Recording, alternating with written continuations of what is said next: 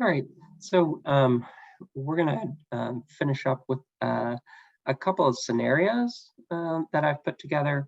And I don't know how much each of these scenarios resonate with each of you. I have specific instances that we've encountered over the past 15 years that were used to generate these scenarios, but these are just examples of work-throughs of what we've been talking about so far.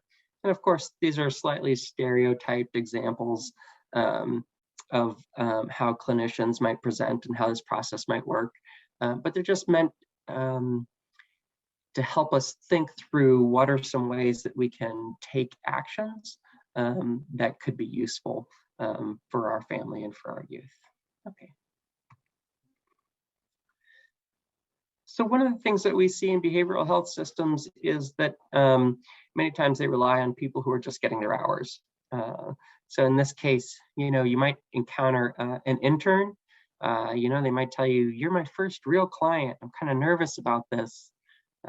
They might rush through what they call the paperwork of completing the cans and the treatment plan. And at the end of it, they might say,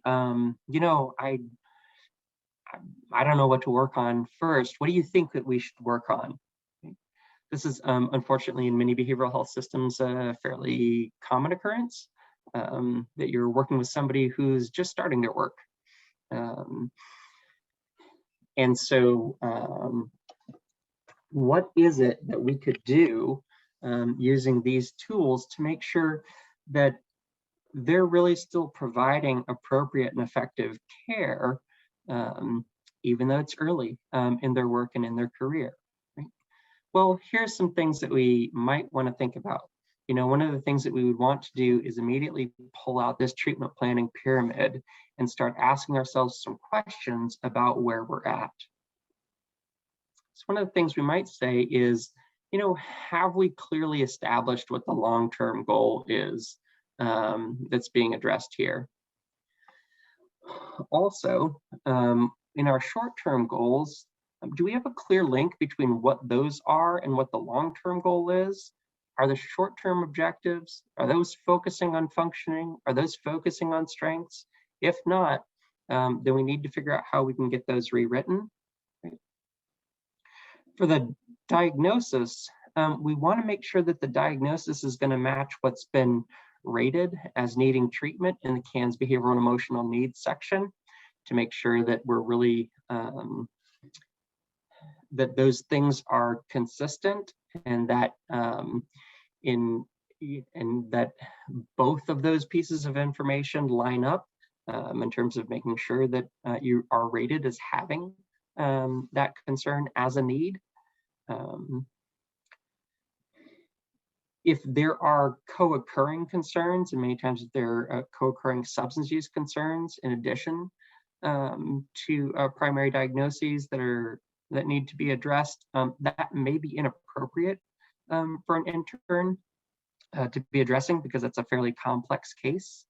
So you'll want, in any case, to ask for who the supervisor is of the intern.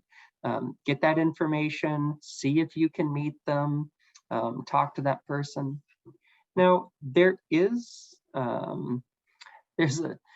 a sweet spot in terms of finding professionals who are likely to have the skills that are most effective in terms of working with youth and families. And many times folks have identified, or at least the research literature in other fields has identified, that people who have been out of school for several years to develop a way to translate the most recent information about innovations in care, which they got from school, into how they actually work with people, are the folks who tend to be the most effective. That might be this supervisor. So the supervisor might be able to really help this intern translate what they've learned more recently in school into appropriate interventions. But you'd also want to check with the intern directly to say, what is the intervention that you're going to use specifically to identify this, to address this concern? Can you describe how long that intervention typically takes, what skills will develop as part of that intervention, if there are other people that we need to be partnering with, if this is a problem that shows up in other environments, how is it that you're going to partner with folks in those environments? So say at school, or say in community settings, maybe in a sports team, or at a church setting, or whatever it is, wherever it is that this shows up. How is it that you're recruiting other adults to be helpful in this intervention? We'd also want to look to make sure that the CANS has accurately identified what the level of care is that you need. And we might be particularly concerned if the person is new to treatment and new to using the CANS, that they might underestimate the level of concerns that are there. So if the CANS isn't accurate, it might be underestimating the level of supports that you should be receiving, especially if somebody's just doing it for the first time or rushing through it because it feels like paperwork. So you'd want to make sure that you review that with them. You'd also want to make sure that you're getting specified how much treatment is going to be received as a result of the as indicated on the treatment plan and as a result of the level of care that's been identified. You also want to make sure that there's a focus on strengths, right? So if a person might be tempted to just move towards the things that seem to be very concerning, kind of low-hanging fruit in terms of addressing a diagnosis, but you want to make sure that they're also identifying what are the current strengths to build on, and what are the things that you and the youth want to develop as long-term resources and strengths of theirs, so that they can continue to be successful. So you can use that treatment planning pyramid then to really evaluate where this process is at, and where you might need to spend some additional time or enlist other folks, such as supervisors or other people involved, to make sure that you get the most appropriate treatment here. So some action steps you might take in this scenario is to ask to meet the person's supervisor, right now over Zoom, but other times in person.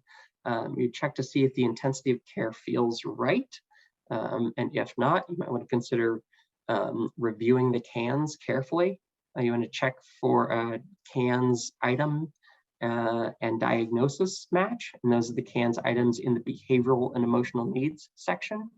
And you want to be sure to ask what training they have on addressing the diagnosis being treated.